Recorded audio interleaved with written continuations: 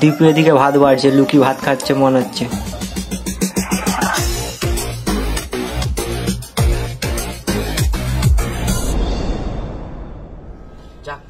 শান্তি মতন খাওয়া পারি,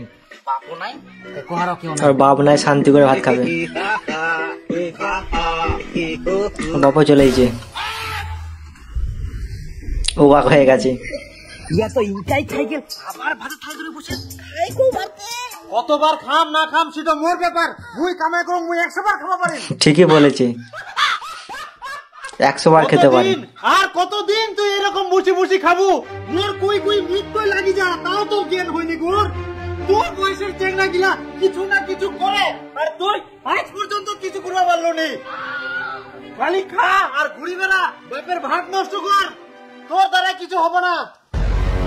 রাগে পালিয়ে যাচ্ছে। যাইতে ভাতের থালিটা থুই যা, কেন থালিখান নিয়ে যাইস?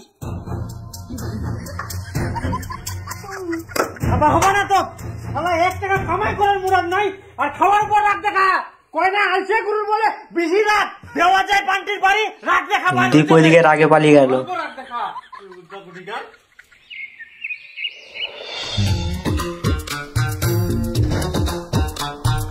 আবারও বাপের জ্বালা শুনবে, তার দিকে তাকিয়ে দেখছি কেউ নেই বাড়ির, এই চান্সে খাইনু, এ ফাঁক তারা খেলিবে।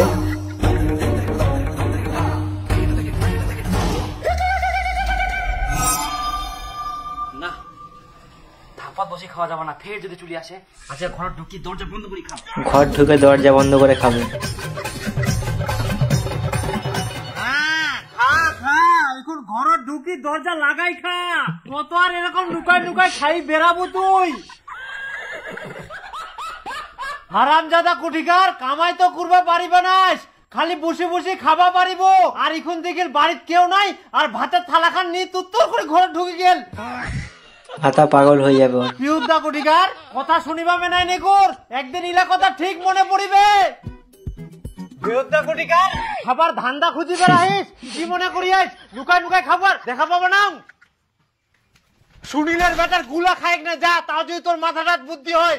ও গরুর মতো মুখটা ঢুকায় কত মুখটা দেখলে না করে যা পালাইস। ইয়ার থাকে যদি মোর একটা ভিডিও হয় তাও বুঝি মুখে তোদের ছিল। হারামজাদা এতগুলা ভাত নষ্ট করে চলে গেল, তুই খালি আয় এবার বাড়ির, তারপর তো মুই দেখাও। কামাই করে পারিনি ভাত নষ্ট করে, এগুলোর কারো কথা শুনবো না, আর ভাত খাবার যাবো না। এত বড় হইলাম তাও খালি কথা কথা শোনায় খাবার সময়, বুড়া হয়ে গেলে তাও কাণ্ড জ্ঞান হইনি। বেকার হয়েছে বলে এই জ্বালা। খাই থাকি দে তো কাকা ঘুগনি মুড়ি দে। ঘুগনি মুড়ি খাবে। নে জল খাইস, এনা পেঁয়াজ দে, আর কাঁচামরিচ নাকি দে।